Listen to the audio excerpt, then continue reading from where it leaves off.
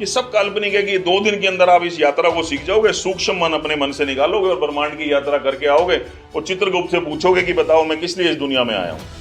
और चित्रगुप्त भी आपके बड़े मित्र की तरह बता देंगे कि चित्रगुप्त जी, भाई साहब आप इसलिए इस दुनिया में गए हो, ये आपका लक्ष्य है। ये मजाक बना दिया इन सब चीजों, हमारा ध्यान ही नहीं लग रहा है। बार बार अंधेरा आ रहा है, उल्टे सीधे ख्याल आ रहे हैं, बैठे बैठे कभी हमें कुछ ऐसे ऐसे दृश्य नजर आ रहे हैं जो हम देखना नहीं चाह रहे हैं। ये क्या है? ये सब हमारे प्रारब्ध है और प्रारब्ध को काटने के लिए सिमरन से बड़ा मार्ग कोई है नहीं। आलिंगन करने से आपकी मनोकामना पूर्ण नहीं होगी, भगवान को चूमने से आपकी मनोकामना पूर्ण नहीं होगी। भगवान की पूजा के विधान है, एक मर्यादा है, उस मर्यादा में ही रहिए।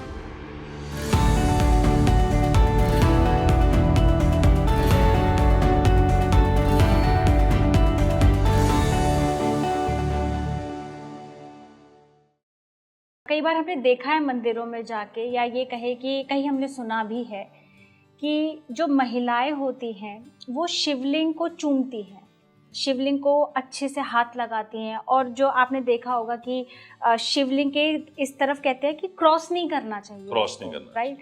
तो क्या ये सही है? चलिए ठीक है, एक तो मान लिया कि क्रॉस नहीं करना चाहिए, उसका रीज़न आप मुझे बताएंगे, लेकिन ये चूमने के पीछे का क्या कारण है, क्यों मना किया जाता है? जबकि एक तरह से हम अपने भगवान को चूम रहे हैं, हम अपने भगवान को टच कर रहे हैं, तो इसमें गलती कहाँ है और ये गलत क्यों है? देखिए, वो महादेव हैं, उनकी अर्धांगिनी मां पार्वती उस समय साथ में है, उनके पुत्र कार्तिकेय जी, गणेश जी साथ में है, उनकी सवारी नंदी जी साथ में है।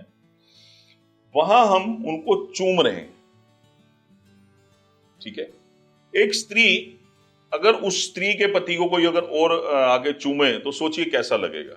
ये बात मजाक वाली नहीं है, ठीक है। दर्शक भी इस बात को मजाक ना समझे। एग्जाम्पल यही था कि भगवान शिव की आप आराधना करें, पहली बात तो भगवान शिव को कभी छूना नहीं चाहिए, ठीक है। सिर्फ शिवलिंग को नहीं छूना चाहिए, अगर शंकर की मूर्ति है तो छू सकते हैं, चरण छू सकते हैं, ठीक है। पहली बात तो देखिए, बड़े बड़े मंदिरों में ग्लासेस क्यों लगाए गए, उसके पीछे कारण यही है कि बहुत ज्यादा एनर्जी है भगवान शिव में, ठीक है। अखंड ब्रह्मांडों के मालिक हैं। तो आप सोच के देखिए कि जो शिवलिंग आपकी मनोकामनाएं पूर्ण कर रहा है, आप उन पे जल चढ़ा रहे हैं, ठीक है, आपकी सब मनोकामनाएं पूर्ण हो रही हैं। उसी शिवलिंग की बात कर रहा हूं, एक ही शिवलिंग की बात कर रहा हूं जिस मंदिर में आप जा रही हैं। तो क्या उस शिवलिंग में प्राण नहीं है, क्या खाली वो पत्थर है? उस शिवलिंग में प्राण हैं, तभी आपका मन लग रहा है, तभी आप कनेक्ट हो रहे हो बार बार उस मंदिर में जाने के लिए, ठीक है। उसकी स्थापना की गई, उसमें प्राण डाले गए। ऐसे ही मां भगवती की मूर्ति की साथ में स्थापना हुई, उनमें भी प्राण डाले गए। तो स्त्रियों को चूमना बिल्कुल वर्जित है, बिल्कुल भी नहीं चूमना चाहिए। मां पार्वती साथ में बैठी है और भगवान शिव को आप चूम रहे हो। क्या एक जवान बच्ची, ठीक है, हर समय अपने पिता को चूमती है? नहीं। हर एक रिश्ते की एक मर्यादा है, बिल्कुल, ठीक है। ऐसे अब लोग क्या करते हैं, भगवान शिव को आलिंगन कर लेना, जो कि गलत है। भगवान शिव, इस संपूर्ण ब्रह्मांड की अगर मैं ऊर्जा की बात करूं ना, तो सारी की सारी भगवान शिव में, उस ऊर्जा को हम आलिंगन कर रहे हैं, ठीक है, जो कि गलत है, सरासर गलत है।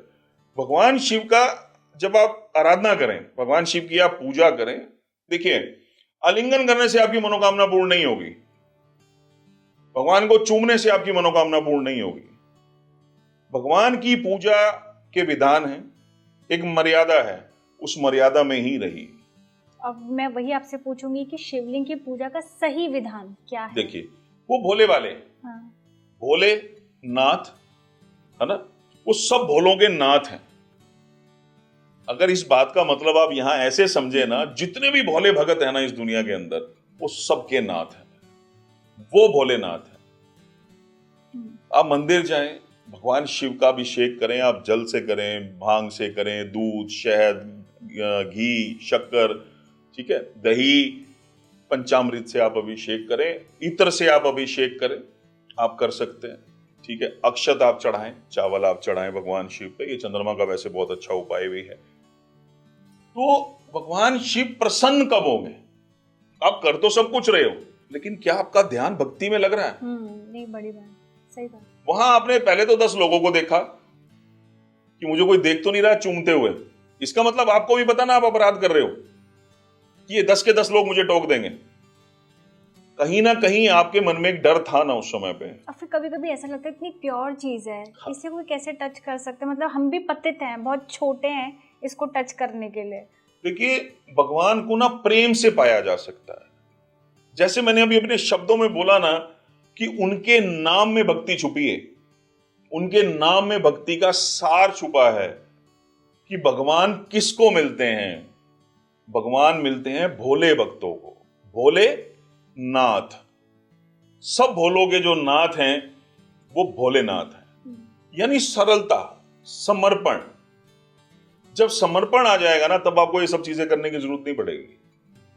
आप वहां बैठिए, भगवान शिव का अभिषेक करें, सावन का बहुत पवित्र माह चल रहा है, ठीक है, उनके साथ बैठिए। अब आप जल से करें, आप दूध से करें, ठीक है, अलग अलग आपको ये लगता है कि मेरे घरों के हिसाब से ये चीज अच्छी है, आप तो भी कर सकते हैं। अदरवाइज सबसे सरल जो मार्ग है वो यही है कि आप भगवान पे दूध चढ़ाएं, जल से अभिषेक करें, जो भी आपकी श्रद्धा है, भोग लगाने की फल फूल जो भी आप ले जाएं और उनके पास बैठें, उनका आप ध्यान करें। चलिए यहां भी मैं आपको एक बड़ी प्यारी चीज बताता हूं कि आप एक बार आंखें बंद करें, ठीक है। अब हम यहां ना सावन की बात चल रही है, भगवान शिव की बात करते हैं। एक बार आंखें बंद करके ना, जैसे मैं नाम जपूं ऐसे आप एक बार जपना और उसके बाद मुझे बताना आपको फील क्या हुआ। तो आप मुझे खुद ही बता देंगी ये भक्ति। मैं तो नेचुरली नम हो जाऊंगी क्योंकि मैं तो खुद ही इतनी भक्ति भाव में रहती हूँ। देखिए एक बार आप ट्राई करते हैं, ये है कि एटलीस्ट कम से कम उसको मैं दोबारा फील तो कर सकती हूँ। हाँ, आप उसको फील कर पाओगे, है ना? ठीक है। शिव शिव शिव शिव शिव शिव।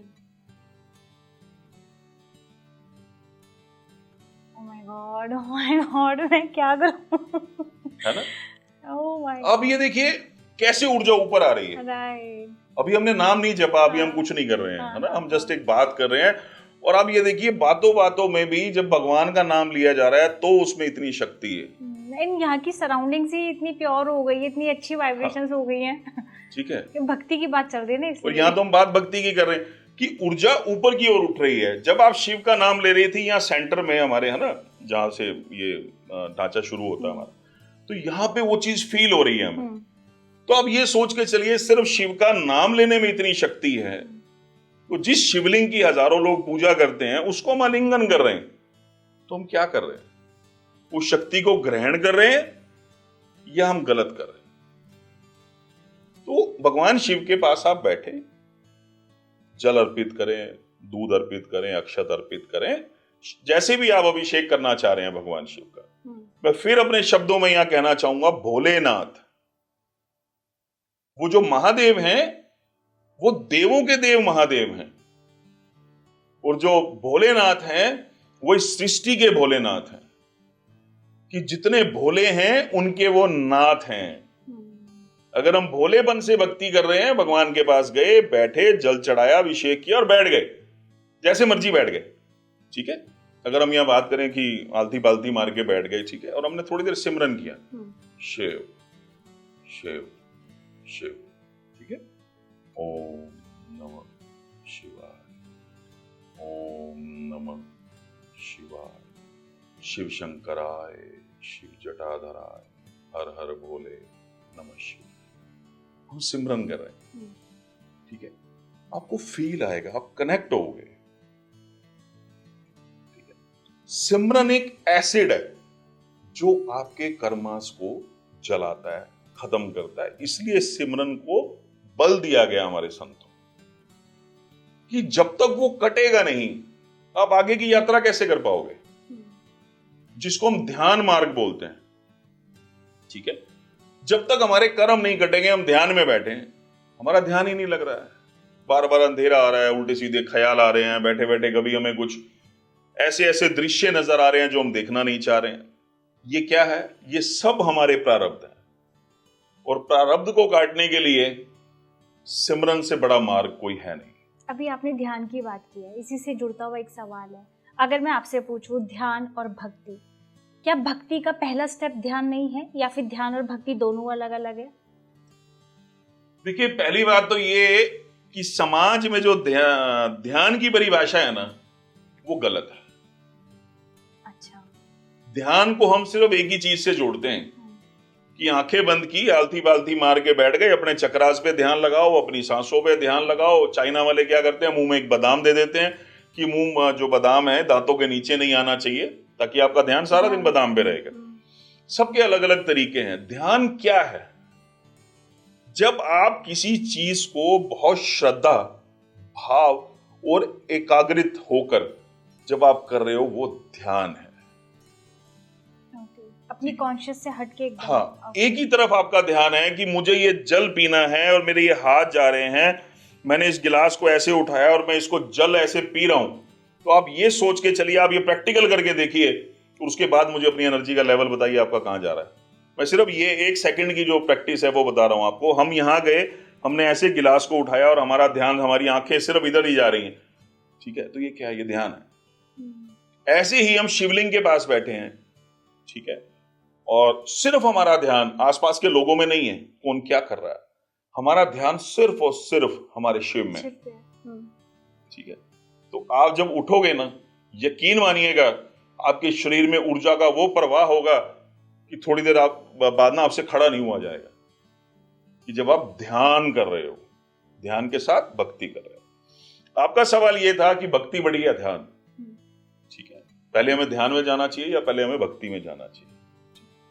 पहले हमें भक्ति में जाना चाहिए। अच्छा, पहले भक्ति। ध्यान तो एक बहुत ऊंची सीढ़ी है। ध्यान तब है जब आप इन सब रास्तों से गुजर चुके हो, जहां आपका धीरे धीरे पहले तो प्रारब्ध काटोगे। आप इस जन्म में, इस मनुष्य योनि में जो परमात्मा ने जन्म दिया, पहले तो उस प्रारब्ध को काटा जाएगा। अगर वो कटेगा ही नहीं तो कैसे आप इन सब चीजों में जुड़ सकते हो?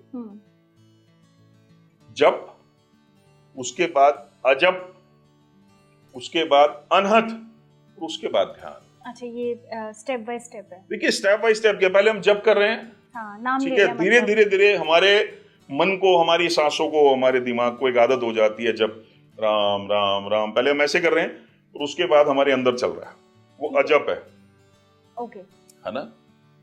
उसके बाद हमारे रोम रोम से वो निकल रहा है, ठीक है। जब इन सब चीजों से गुजर के, जब हमारा प्रारब्ध, हमारे कर्म कटेंगे, हमारा रास्ता बिल्कुल साफ हो गया, क्लीन हो गया, तो आप सोच के देखिए हम उस ब्रह्मांड की यात्रा कैसे नहीं कर सकते। आज हम बहुत सारा सुन रहे हैं लोगों से कि एस्ट्रा ट्रेवल, ये वो बहुत सारी चीजें आजकल हमें सुनने को मिल रही हैं। आपको क्या लगता है ये बहुत इजी है? ये काल्पनिक है। अरे बाप रे, ये सब काल्पनिक है कि 2 दिन के अंदर आप इस यात्रा को सीख जाओगे, सूक्ष्म मन अपने मन से निकालोगे और ब्रह्मांड की यात्रा करके आओगे, और चित्रगुप्त से पूछोगे कि बताओ मैं किस लिए इस दुनिया में आया हूं, और चित्रगुप्त भी आपके बड़े मित्र की तरह बता देंगे कि चित्रगुप्त जी, भाई साहब, आप इसलिए इस दुनिया में गए हो, ये आपका लक्ष्य है। ये मजाक बना दिया इन सब चीजों, जबकि ये मजाक करने योग्य चीजें नहीं है। सूक्ष्म मन पहले भी हमारे जो ऋषि मुनि थे वो इन सब यात्राओं को करते थे, सब करते थे। त्रिकालदर्शी जो उनको कहा गया, वो सूक्ष्म मन को निकालकर, ठीक है, सूक्ष्म मन की जो उनकी यात्रा थी, वो पूरे ब्रह्मांड की यात्रा, देवों से मिलन, सब चीजें होती थी। लेकिन इन चीजों को ना आज बवंडर बना दिया गया कि 2 दिन में आप उस यात्रा को सीख जाओगे, जिनमें उनको हजारों साल लग गए, वो चीजें हम 2 दिन में सीख जाएंगे, है ना। सबसे पहला मार्ग भक्ति, पहले जप फिर अजप, इन दोनों चीजों की पहले इंसान को आदत डालनी चाहिए। पहले वो स्वयं सिमरन करे, उसके बाद जब उसके अंदर के आत्मा को, है ना, उसके मन को, उसकी इंद्रियों को जब आदत हो जाएगी जप करने की, उसको अजब बोलते हैं, जो अखंड चल रहा है। आप कर रहे हो या नहीं कर रहे हो, लेकिन वो आपके अंदर चल ही चल रहा है। उसके बहुत बाद आप ध्यान की यात्रा में जा सकते हैं। ध्यान जो पद्धतियां हैं या रास्ते हैं, ठीक है, वो दोनों जाते एक ही जगह पे, परमात्मा से मिलन, अपने ईश से मिलन, ठीक है। लेकिन जो तरीके हैं वो पहले भक्ति है फिर ध्यान है। ध्यान में आप अच्छे तरीके से तभी उतर सकते हो जब आपकी भक्ति स्ट्रॉन्ग। जैसे कि मैंने पूछा भी आपसे कि महिलाएं जो हैं शिवलिंग को छूती हैं, चूमती हैं, आपने साफ साफ कह दिया कि ये वर्जित है, ये नहीं होना चाहिए, ठीक है, ये चीज़ समझ में आ गई। एक चीज़ है,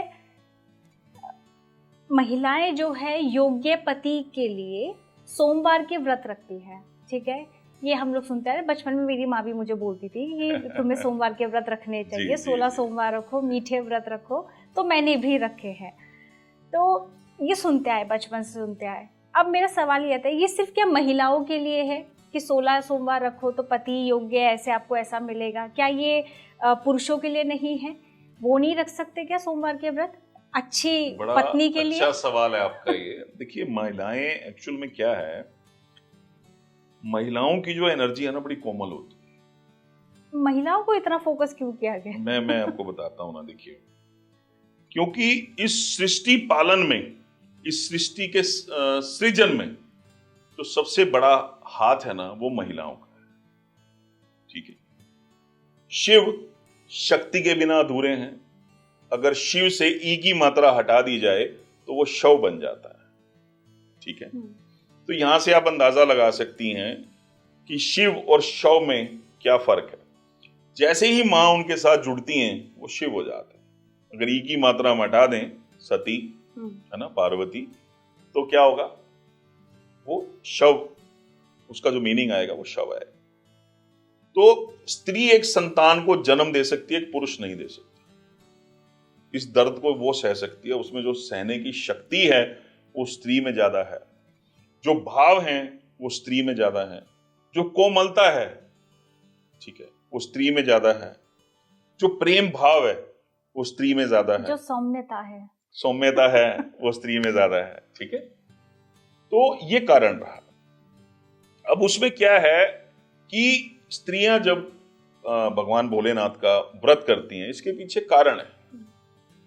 इसके पीछे कारण यह है कि मां पार्वती ने जो तपस्या की सावन में, कठोर तपस्या की भगवान शिव की, तो भगवान शिव सावन में ही प्रकट हुए थे और उन्होंने मां को दर्शन दिए थे, और यही उन्होंने जन्म जन्म का उनसे वरदान भी मांगा था। ये है सावन का महीना। लेकिन सावन के महीने का ऐसे भी सुनने में आता है कि शिव और पार्वती का विवाह हुआ था नहीं, इस महीने। शिव पार्वती का विवाह, मैं क्षमा चाहूंगा, भगवान शिव और मां पार्वती का विवाह नहीं हुआ था सावन महीने में। सावन महीना जो भगवान को प्रिय है, वो इसलिए नहीं है कि उनका विवाह हुआ था। भगवान मां भगवती ने जब भोलेनाथ की तपस्या की, भगवान भोलेनाथ ने प्रकट होकर सावन में ही उनको अपनाया था, ठीक है। अच्छा। अपनाया था, और उनको जन्म जन्मांतर का जो बंधन है उसके लिए जब मां पार्वती ने बोला कि मैं जन्म जन्म जब भी जन्म लूं मैं सिर्फ आपकी हूं, तो भगवान शिव ने ये वरदान दिया। सावन महीना इसलिए प्रचलित नहीं है, ठीक है। मां पार्वती और भगवान शिव का जो विवाह हुआ था मार्ग शीर्ष महीने में, ठीक है, द्वितीय तिथि को, सोमवार के दिन, रोहिणी नक्षत्र, और भगवान ब्रह्मा ये कह रहे हैं कि आज चंद्रमा और बुध लगन में है, रोहिणी नक्षत्र में है, और लगन पर बहुत शुभ ग्रहों की दृष्टि है, तो ऐसा सौभाग्य योग आज बना है, ठीक है, ऐसा भगवान ब्रह्मा बोल रहे हैं। तो मार्ग शीर्ष महीने में शिव महापुराण रुद्र संहिता पार्वती खंड में जब आप पढ़ेंगे तो आपको यह पता लगेगा कि मार्ग शीर्ष महीने में भगवान शिव और मां पार्वती का विवाह हुआ था। और मां सती और भगवान शिव का विवाह चैत्र माह शुक्ल पक्ष त्रयोदशी तिथि दिन रविवार पूर्वा फाल्गुनी नक्षत्र में भगवान शिव और मां सती का विवाह हुआ था। यह भी शिव महापुराण रुद्र संहिता सती खंड में वर्णन है। हाँ, इस महीने में, सावन महीने में विवाह नहीं हुआ था। ठीक है, क्लियर हो गया, है ना। तो अब बात हम स्त्रियों की कर रहे थे। स्त्रियां बहुत सौम्य हैं, कोमल हैं, बहुत सरलता से भगवान को पा सकती हैं, ठीक है। ये एक बहुत बड़ा कारण। और एक चीज ये भी है कि पुराने जमाने से अगर मैं इस चीज को देखूं, आज के जमाने से मैं बात नहीं कर रहा हूं, पुराने जमाने से मैं क्यों जोड़ रहा हूं इस चीज को, पहले स्त्रियां घर में रहती थी, ठीक है, पुरुष बाहर कमाने जाते थे। आज स्त्रियां भी साथ काम कर रही हैं, ठीक है, वो भी कमाने बाहर जा रही हैं। तो इसको जब हम कनेक्ट करेंगे ना तो ये चीज समझ में आएगी कि पहले टाइम में ये सब चीजें क्यों बोली जाती थी, क्योंकि एक लड़की घर में रहती थी, ठीक है, वो पूजा पाठ आराम से कर सकती है। आज बड़ा बिजी शेड्यूल हो गया सभी का, सब बिजी हैं अपनी अपनी लाइफ में, ठीक है। तो जो सौम्यता है ना और जो भाव है, उस भाव के कारण ये बोला जाता है कि आप सोमवार के व्रत करें, क्योंकि मां पार्वती ने किए थे। मां पार्वती ने घोर तपस्या की थी, तो वहां स्त्रियों को ना मां पार्वती के साथ जोड़ा जा रहा है कि आप भी ऐसा करें जैसा मां पार्वती ने किया, तो आपको एक शिव जैसा पति, ठीक है, एक सुयोग्य वर आपको जरूर मिलेगा। क्योंकि कहीं ना लोगों के मन में वो भाव है कि वो माता पार्वती से कनेक्ट भी हैं, तो ये भाव हमें वहां जोड़ रहे हैं, इसलिए स्त्रियों को ऐसा बोला जाता है। अब ऐसा किसी पुराण में वर्णन है ही नहीं कि पुरुष करें तो उनको मां भगवती जैसी धर्मपत्नी मिलेगी या बहुत सुयोग्य कन्या मिलेगी, तो ऐसा कहीं वर्णन है नहीं। उनके लिए तो है मंगलवार का व्रत रखो, उनके लिए मंगलवार का व्रत करेंगे, उनके लिए व्रत, उनके मतलब अब जैसे मंगलवार हनुमान जी को समर्पित है, जो खुद ही ब्रह्मचारी हैं। हाँ बताओ, महिलाओं को 16 सोमवार पति योग्य के लिए और पुरुष को मंगलवार का व्रत रखना चाहिए, ऐसा बोला जाता है। हाँ, जबकि वो खुद ब्रह्मचारी हैं। जबकि वो खुद ब्रह्मचारी है। देखिए, पुरुष रख सकते हैं, ऐसा नहीं है कि पुरुष नहीं रख सकते, ठीक है। हमारी सर्कल में भी या हमारी नॉलेज में भी ऐसे बहुत सारे लोग हैं जो सोमवार के व्रत करते थे, उनको देखा मैंने जीवन में कामयाब होते हो, ठीक है। मीठे व्रत या फीके व्रत वो लोग करते थे, उनको देखा है मैंने कामयाब होते हो। भगवान शिव ऐसा नहीं है। मैंने कहा ना, ये भाव जुड़े हुए हैं एक्चुअली, ये भाव हैं जो हमें वहां कनेक्ट कर रहे हैं कि मां भगवती ने अखंड ब्रह्मांडों के मालिक को पा लिया। तो क्या इस मृत्यु लोक में, इस पृथ्वी लोक पे अगर एक स्त्री ऐसे सोमवार के व्रत करेगी तो क्या एक सुयोग्य वर को नहीं पा सकती? पा सकती है। लेकिन मैं यहाँ ये भी कहूंगा कि पुरुष भी ऐसा कर सकते हैं। ऐसा नहीं है कि पुरुष ऐसा नहीं कर सकते, क्योंकि पुरुषों को ये सब चीजें बताई नहीं गई। हर बार ये बात स्त्रियों के लिए, लड़कियों के लिए आती है, कन्याओं के लिए आती है कि आप ऐसा करें। बहुत रेयर कहीं ऐसा होगा कि माँ ने कभी अपने बेटे को कहा होगा कि बेटे 16 सोमवार के व्रत कर ले और तुझे एक सुयोग्य कन्या मिल जाएगी, ठीक है। बाकी ऐसा कहीं वर्णन भी नहीं है, ठीक है। और ऐसा अब ये माँ भगवती को देखते हुए ही पुराणों को पढ़ के, शिव महापुराण को पढ़ के या शिव रहस्य को पढ़ के अगर हम यहाँ बात करें तो पुरुषों के लिए ऐसा कोई वर्णन नहीं है, लेकिन अगर कनेक्ट किया जाए तो वो चीज बन सकती है। क्योंकि शुरू से स्त्रियों को बोलते आए हैं, तो उन्होंने कभी दूसरा स्टेप उठाने की कोशिश ही नहीं की कि भाई आपको भी तो सुयोग्य कन्या चाहिए, तो कहा ही नहीं गया कभी ये चीज।